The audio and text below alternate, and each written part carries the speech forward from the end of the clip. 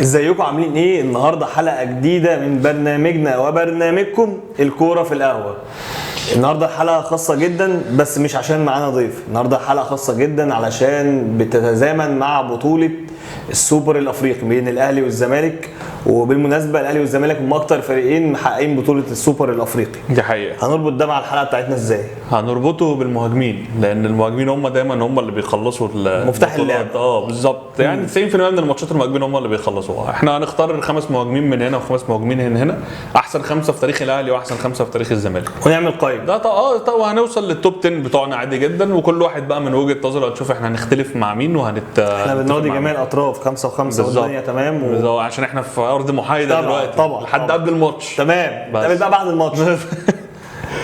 ماشي. ابدا انا. ابدا انت. ماشي، انا هبدا. طبعا لازم هبدا مع واحد، لازم ابدا مع عماد متعب.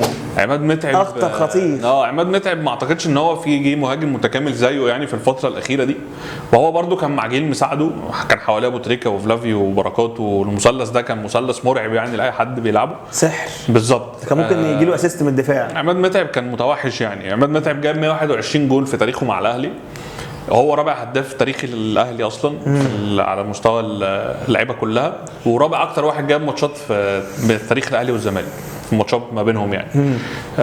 عماد متعب هو اصغر هداف، خد هداف للدوري المصري في اول سنه ليه مع الفرقه الكبيره. اصغر هداف، اصغر واحد، هو بيكتب التاريخ من هو قد كده بالظبط. هو طلع يعني، هو كان بيلعب مع الناشئين، طلع اول سنه ليه خد هداف الدوري.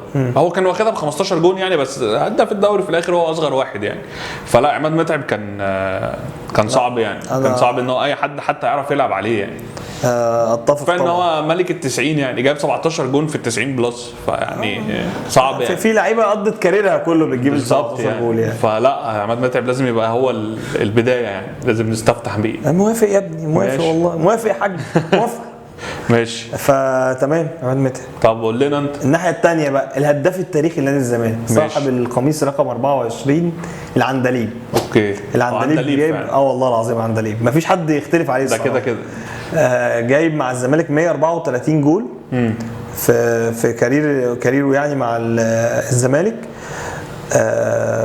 عبد الحليم علي كان مثال للمهاجم الكلاسيكي اللي بيعرف يتمركز وبيعرف يتحرك وبيعرف يفنش. هو كان متميز في دول، لا في سرعه ولا في قدره بدنيه، بس هو كان بيقف في المكان المظبوط. عارف لو لوش هتيجي جول. ايوه، ده كان عبد الحليم علي. يعني صاحب الهدف الشهير طبعا بمناسبه السوبر يعني. ايوه، اللوب في عصام الحضري يعني. ايوه طبعا، بس والله كان جميل، كان جول جامد. ما اعترضتش، انا ساكت اهو. بس فعبد الحليم علي لازم يدخل الليست، لانه قدم كتير قوي للكره المصريه والزمالك طبعا. تاريخي طبعا للزمالك طبعا. فلا يعني لازم يبقى دي البدايه من هنا ودي لا، وراجل معاه حتى يعني كاتب باسمه، فاهم زي ما بيقولوا كده بحروف من ذهب، معاه 3 دوري و2 كاس وافريقيا وسوبر، فيعني لا تمام. ماشي، انا هروح. انا متفق معاك طبعا كده في عبد الحليم علي، فاحنا كده معانا اول 2 خلصناهم. تمام. انا هروح اللي كان جنب متعب بقى على طول، انا هروح لفلافيو. طبعا فلافيو انا مش هذكر ليه اول سنه، لان اول سنه دي هو ما جاش. خلينا نبدا من ثاني سنه. هو ما جاش حرفيا يعني. فلافيو اول سنه ليه جاب جون بقفاف في غزل المحله في ماتش، وشكرا على كده يعني. فطبعا اول سنه دي ما جاتش. من بعد كده فلافيو توحش بشكل غير طبيعي يعني، غير ادمي والله. لا هو لا كان صعب. هو كان واصل لمرحله ان هو ما يعتمدش اي حد يعني. كان اي حد ولا فارق معاه كاس عالم انديه ولا دوري ولا افريقيا ولا اي حاجه يعني، كان بيخش يجيب الاجوان زي ما هو عايز. واخد هداف الدوري. اللعيبه كان حافظ، والله العظيم حافظ الجول. كان حافظ الجون. وخلي بالك جilberto برضو كان يعني، هو نص اجوان فلافيو جilberto هو اللي عاملها له يعني. بس يعني خلي بالك، انا هحسب المجهود الاكبر لفلافيو عشان اقص رقمته يعني. ماشي، انا معاك. هو اللي باذل فيها المجهود مش جilberto خالص يعني. انا في ناس كتير قوي اتكلمت في النقطه دي، بس فلافيو اقول لك هو واخد هداف الدوري مرتين، ومن قبل ما يجي الاهلي اصلا هو كان واخد هداف دوري ابطال افريقيا مع بيترو اتلتيكو يعني. فلا هو كان المفروض جاي مهاجم كبير، بس هي اول سنه دي اللي خلت الناس لا ده ما ينفعش يلعب تاني يعني. الاجواء والاستادات بقى والملاعب والجمهور فلا بس هو لازم هو اللي يتحط بعد متعب على طول يعني. انا اسف طبعا. موافق. لا مش متضايق خالص يعني. ولو انه ما سبناش في حله، بس مش متضايق يعني. انا عامه يعني بحب متفق عشان بحب الكوره حلوه الصراحه. ماشي. الناحيه الثانيه بقى، لعيب ما اداش كتير في الملاعب المصريه، انه سافر للاحتراف، بس هو كان بدايه مهاجم في وقت ما فيهوش مهاجمين مصريين. أوكي. مصطفى محمد انا كوندا ده طبعا، الاناكوندا مصطفى محمد كان انا كنت شايف بدايات عمرو زكي وافضل من بدايات عمرو زكي. يعني لو كمل بنفس المستوى هيعدي عمرو زكي. بس يعني نتمنى له بقى التوفيق في الاحتراف. هو ما يرجعش هو يعني. مع الزمالك اتمنى والله يعني يا ريت يعني. مع الزمالك في تقريبا 53 ماتش جاب 22 جول او 21 جول، وده رقم كويس. مش كان لسه صغير بس على سنه مظبوط بالزبط. على سنه وجراته لا يترفع له قضبعه. جاب جون في الاهلي، جون يعني جامد. لا جامد طبعا. لا كان جون حلو. كفايه ان هو مهاجم مصر الاول دلوقتي يعني. ان هو يقدر يعمل كده قصاد الاهلي وكان صغير يتحسب له بالظبط. حتى مع انديه الدوري المصري جاب برضو 21 جول في 69 ماتش تقريبا. فلا هو كان كويس وما زال طبعا كويس، بس اتمنى ان ارقامه في الاحتراف ال 15 دول يبقوا 150 جول ونسمع اتمنى ان هو ما يرجعش. معاك في الليست؟ طبعا ده كده اتفضل. ماشي انا هخش بقى على اللعيب. احنا كده دول 4 قفلوا. اتفضل. ماشي انا هخش الخامس بقى. انا هروح لخالد بيبو. ماشي. خالد بيبو هو اللي ما ساعدوش ان هو يبني الكارير بتاعه او يبقى فعلا يعمل ارقام كتيره. هو الفتره اللي كان فيها الاهلي هو جه في فتره كانت صعبه جدا، الفتره اللي هي من 2002 او 2001 دي اللي احنا خدنا فيها افريقيا، وبعد كده قعدنا سنتين ما بنشوفش حاجه. كان فيها الزمالك كان متوحش برضو. كانت خالد بيبو كانت هو ده البيك بتاع خالد بيبو. طب انا هقطعك معلش، انت معتبر خالد بيبو مهاجم صريح؟ بص هو في الاهلي كان بيلعب مهاجم صريح في اوقات كتيره. يعني هو كان هو المهاجم الصريح اللي بيعتمد عليه مانويل جوزيف في اوقات كتيره. يعني كان هو ساعات كان معاه محمد فاروق وعلاء ابراهيم، بس هو كان هو اللي عليه الشو دايما. كان خالد بيبو هو اللي دايما هو اللي بياخد الكره وبيروح بوشه على الجول. خالد بيبو هو في الفاينل بتاع دوري ابطال افريقيا بتاع 2001 هو اللي جاب البطوله. هو اول واحد يجيب هاتريك في فاينل دوري ابطال افريقيا، يعني كان اول واحد يعملها. اوكي. واعتقد ان هو لحد دلوقتي في التاريخ هو الوحيد اللي عملها يعني. هو مالوش يعني مش هتفتكر له حاجات كتيره مع الاهلي في ماتشات، بس هو ليه ماتشاته. يعني مش هتفتكر له لقطات. ليه لقطات مش هتفتكر. لا هو مش لقطات، هو يا ماتش يا مفيش. يعني مش هتفتكر له لقطه. لا اصلا على الذاكره يعني كلها هتلاقيه لقطات، بس هو ما طولش. ما انا عشان كده، عشان هو الفتره اللي الاهلي كان وحش، ما كانش مساعد اصلا ان حد كان يبان فيها. والحاجه الثانيه ان هو كان هو اللعيب الوحيد في التاريخ اللي جاب سوبر هاتريك في ماتش اهلي وزمالك. يعني بغض النظر عن الماتش، يعني انا مش قصدي حاجه والله، بس بغض النظر، بس هو الوحيد اللي جايب سوبر هاتريك في ماتش اهلي وزمالك. واعتقد ما فيش حد جاب هاتريك. ما اعتقدش ان في حد جاب هاتريك قبل كده. فلا انا بالنسبه لي خالد بيبو كان يخش، كان في جدل، او كان انا بالنسبه لي كنت بفضل ما بين حد تاني، بس لا خالد بيبو في الاخر اخترت ان هو يخش. يعني اختلف معاك، بس هبدله برضه بمهاجم اهلاوي. ماشي حلو. وليد ازارو. وليد ازارو انا متضايق كواحد بيتفرج على الكوره ان هو مش من الدوري المصري. انا كزملكاوي بيتفرج على الكوره انا مبسوط جدا ان هو مش من الدوري المصري. اوكي. وليد ازارو ارقامه مش كبيره قوي، تقريبا جايب مش 44 جول في الثلاث سنين او السنتين اللي قعدهم في الاهلي في 96 ماتش، مش رقم كبير يعني. أوكي. بس انا شايف ازارو في الملعب كان بيخطف الربع فرصه، اللي بيصنع لنفسه الفرصه. اوكي. وعلى فكره في ناس كتير قوي انتقدته في حته ان هو بيضيع كتير. وده كلام على فكره حقيقي فعلا. عملوا احصائيه، الاوبتا عملت احصائيه انه تقريبا يعني جاب نسبه 35% لا. من الفرص اللي اتصنعت له في افريقيا 2016 2017. هو صعب. بطوله افريقيا اسف. أيوة. فصح اللي انت الناس بتفكر فيه او اللي انت عايز تقوله، بس هو بقى بديل لده كان هو اللي بيعمل. انا معاك، بس هو كان في الفتره دي كان في لعيبه كتيره قوي في الاهلي تخدم على اي مهاجم.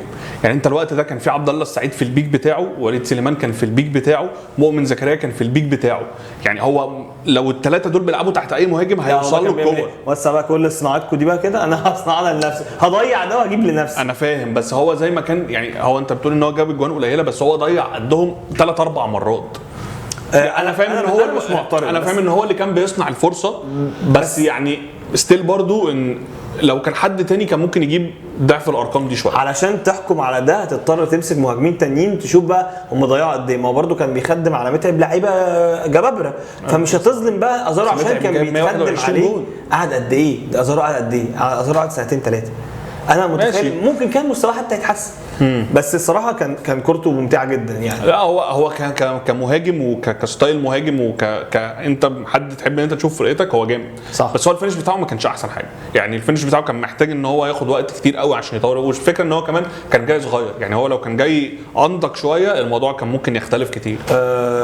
بتهيالي هو مشي من الاهلي، هو جه 23 سنه تقريبا 22 واقل كمان، مشي 25 سنه بالظبط يعني. هو اصلا مشي المفروض ان ده بقى اللي هو لسه بيقول بسم الله الرحمن الرحيم يعني. فانا متخيل ان هو لو كان كمل كان ممكن يتحسن. وارد طبعا. ماشي احنا ده كده اول اختلاف ما بيننا احنا الاثنين. دي حقيقه. ماشي انا هرجع برضه هفضل في الاهلي لسه زي ما احنا مكملين. ايه فين الخمسه ولا الخمسه ولا انت متفق معايا؟ تمام خلاص يعني، ما احنا متفقين وانت اتفقت معايا فتمام يعني. هديك واحد زملكاوي في الاخر ماشي يعني. معايا واحد شايله للاخر روق كده على الناس. لا انا معايا واحد شايله للاخر، بس انا دلوقتي هروح لمحمد شريف. ماشي. محمد شريف يعني هو في ناس كتير بتختلف عليه، وفي ناس كتير بتشوف ان هو اصلا ما كانش مهاجم صريح، وان هو اصلا كان وينج في بدايته خالص مع وادي دجله، وبعد كده هو اللي اتحول لمهاجم وقصص كده. اول سنه ليه مع الاهلي ما كانتش احسن حاجه، كان جاي اصلا احتياطي وما كانش ليه دور خالص. وبعد كده تاني سنه طلع اعاره الانبي ورجع بتوحش بقى مش طبيعي. انا فاكر جون جابه في الاهلي وهو في انبي وعمل كده تاني موسم كان رجع. لا ما هو ده كان اعاره اصلا. ايوه انا فاكر يعني هو ده عادي ما مدش الاعاره. لا تعالى بقى. بس فهو يعتبر كده قعد 3 سنين مع الاهلي هم اللي يتحسبوا عليه يعني. هو المفروض في ال5 سنين جاب 55 جول، وده رقم يعني يعتبر هم 3 سنين مش 5، لان في سنه اصلا كان فيهم بره. فهو جاب 55 جول، وفي سنه 21 هو واخد هداف الدوري وواخد هداف دوري ابطال افريقيا الاثنين مع بعض.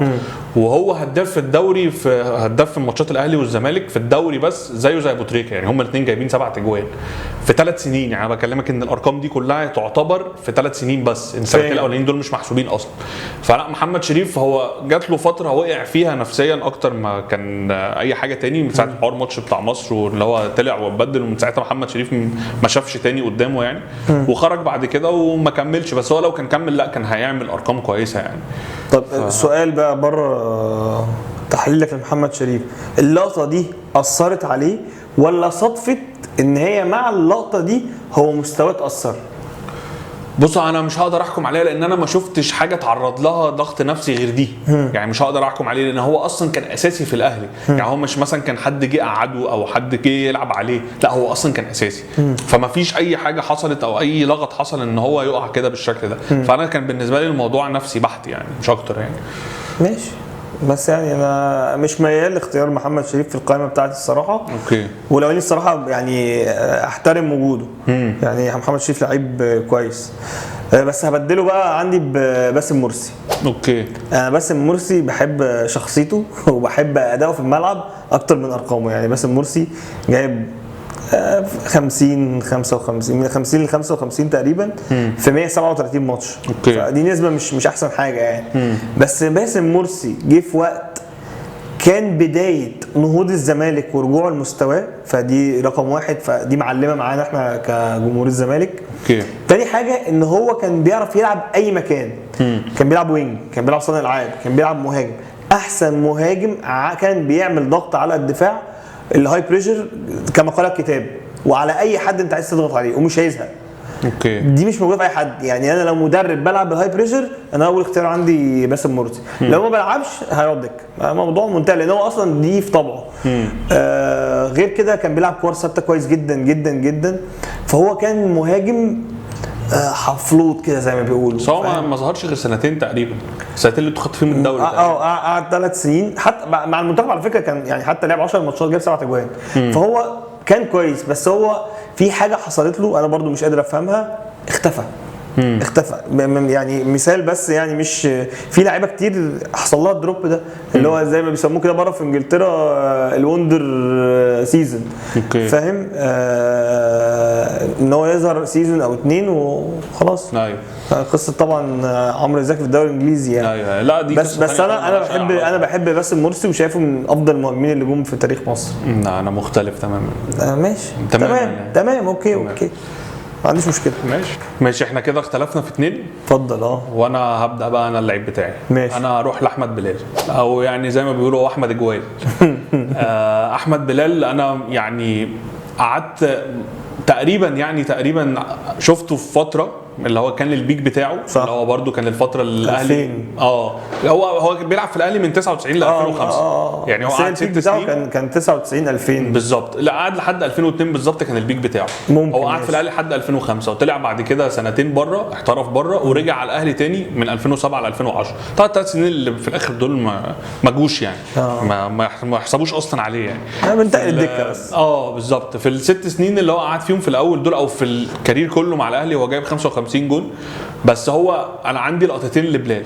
بلال في سنه 2002 لما الزمالك خد الدوري، الزمالك كان اقوى خط هجوم في الدوري. احمد بلال كان هو واخد هداف الدوري ساعتها.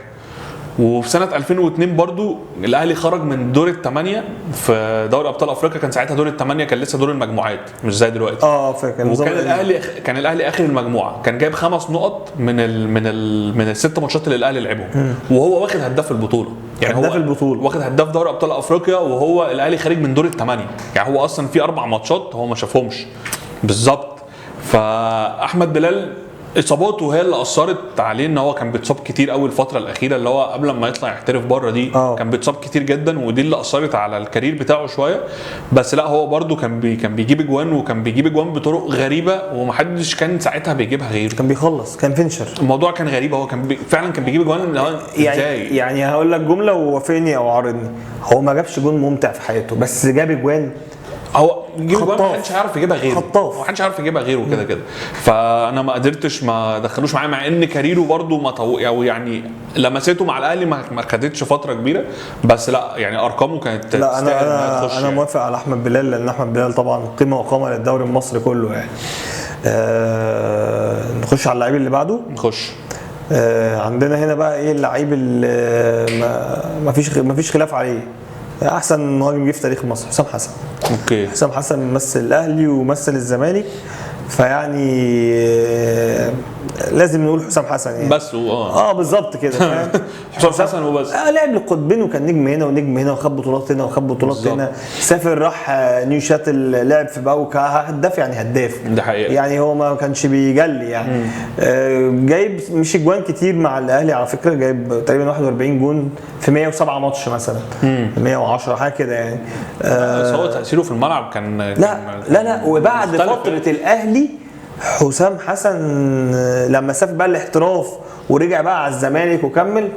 حسام حسن 2006 كان حاجه 40 سنه تقريبا، صح كده؟ جاب جول في افريقيا ورفع الكاس. طبعا انا بفتكر له اللقطه اللي حكاها ميدو بتاعت رجله.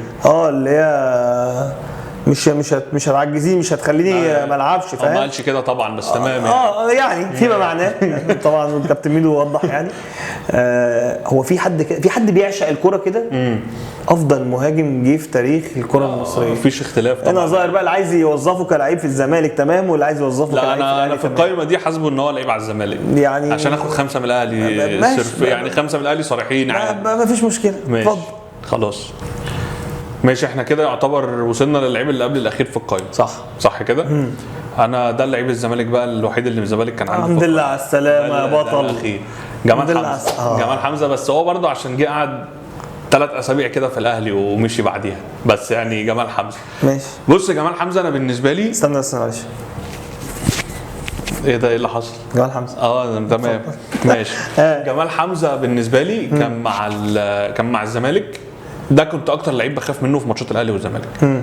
ايا كان مين اللي كان موجود في الملعب، بس جمال حمزه بالنسبه لي كان مرعب. جمال حمزه في ماتش الاهلي والزمالك بتاع 4-3 اللي الاهلي كسبه، انا ما كنتش عايز جمال حمزه يبقى هو اللي جايب جون المكسب للزمالك. يعني الفتره دي الاهلي ما كانش بيخسر من الزمالك تماما، وانا بحب جمال حمزه. مش عايز جمال حمزه يبقى هو السبب ان الزمالك يكسب. فاهم. هو اللي جاب الجون الثالث، بعد كده اسامه حسني اتعادل وجاب الجون الرابع. فلا جمال حمزه ما يعملش كده يعني، فاهم؟ ما تزعلنيش. لا ما تزعلنيش، انت جاي بعد كده. بالظبط. بس جمال حمزه كان لعيب مختلف تماما، الكواليتي بتاعته مختلفه تماما عن معظم اللعيبه في مصر. ما جاش حد زيه تقريبا بالنسبه لي. انا ما شفتش حد زي جمال حمزه، من فينش لمهاره بيلعب في اي حته في الملعب، وينج يمين وينج شمال، مهاجم راس حربه، بيلعب تحت المهاجم، كل حاجه بيعملها. ده حقيقه. فانا بالنسبه لي كان لازم جمال حمزه يخش في عندي في القائمه. وجمال حمزه هو اصلا يعتبر 8 هدافين في تاريخ الزمالك في التاريخ كله، وتقريبا هو الهداف التاريخي للزمالك في ماتشات الاهلي والزمالك. هو اكتر واحد جاب اجوان في تاريخ يعني ماتشات اهلي وزمالك من الزمالك يعني. فلا جمال حمزه كان لازم يخش القائمه، حتى لو ما هو مالوش بصمه واضحه برده في تاريخ الزمالك قوي يعني، مش هتقدر تفتكر له او انا بالنسبه لي يعني انا ما اتفرجش برده. بس لا جمال حمزه كان لعيب ممتع يعني. كان لازم جدا يعني كان لازم يخش يعني. كان هو تقريبا بيحكي على لسانه يعني ان هو كان طالع متصعد من الفريق، وكان في المهاجمين عتاوله بقى يعني. كان في بقى كان ساعتها عبد الحليم علي ووليد صلاح عبد اللطيف وحسام حسن، وكان في حازم امام صانع العاب، وكان في ميدو بيقول لك انا مش هلعب، انا مش هلعب، ولعب وبقى اساسي على ناس كتير في ماتشات كتير يعني. لا هو كواليتي مختلفه تماما. لما كان مركز في اللعب كان في حته ثانيه. موافق؟ ماشي الحمد لله. اتفضل. طيب اخر لعيب بقى يعني من عندنا من الزمالك ختموه مسك يعني، عمرو زكي. اوكي. البولدوزر يعني مفيش اختلاف. بص كان الاخضر واليابس، وطلع انجلترا كان الاخضر واليابس يعني. بس مع الزمالك ما جابش اجوال كتير يعني. جاب تقريبا 44 جون في حاجه و80 ماتش او حاجه و30 جون في حاجه و80 ماتش، مش ارقام كبيره يعني. بس كلنا حسينا بقيمه عمرو زكي. اول حاجه في المنتخب كان نوعيه، كان بيقدم نوعيه اللي قصاد عماد متعب يعني. ده كواليتي وعامل لك حاجات، وده عامل لك حاجات تانية. دي حقيقه. في الزمالك ما كانش عندنا، كان المهاجمين اصلا، وعمرو زكي كان جه عمل طفره وقعد من 2006 ل 2008، بعد كده سافر بقى الاحتراف، رحله الاحتراف بتاعت ويجن وال سيتي، ورجع تاني قعد حبه ومشي 2012. عمرو زكي من اقوى المهاجمين، مش هقول لك بقى في الدوري المصري، في العالم اتفرجت عليه. دي حقيقه. كان عنده وبيجمع ما بين السرعه والقوه. وانا للاسف متضايق ان هو بطل شبه بدري يعني، يعتبر برضه بطل ما طولش في الملاعب يعني. بس طبعا كان جاله اعتقد ان هو عمل كل حاجه يعني من وجهه نظره في الكوره. بس اللعيبه الحلوه اللي زي دي تحس ان انت عايز تشوفها تاني. ايوه. احنا كده خلصنا الليست، خلصنا القائمتين اللعيبه بتاعتنا، اقتراحات انا ومهند. دلوقتي احنا هنعرض عليكم ترتيبنا الافضل قائمه ل10 لعيبه من المهاجمين الاهلي والزمالك بمناسبه السوبر الافريقي، وهنستنى بعد ما تشوفوا القائمه بتاعتنا في الكومنتات ارائكم والقوائم بتاعتكم، واللي عنده راي مختلف يجي يعرفنا.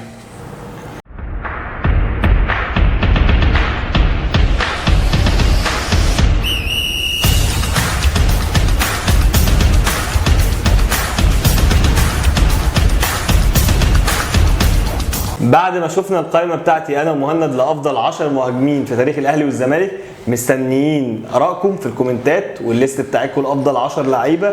يا ريت تبقى بالترتيب بتاعنا عشان ما نخسرش بعض يعني. بالظبط. او هتيجي تقعد زي ما احمد خالد جه قعد قبل كده وسافر، قعد وسافر قالها وخلع. في الاخر اتمنى الحلقه تكون عجبتكم، واتمنى ان احنا نشوف ماتش كويس في السوبر ان شاء الله الافريقي ان شاء الله. وقبل كل ده اهم حاجه اللايك والشير والسبسكرايب، ونوزع بقى على اصحابنا، ونتفرج على اليوتيوب والانستجرام والفيسبوك والتيك توك. شكرا.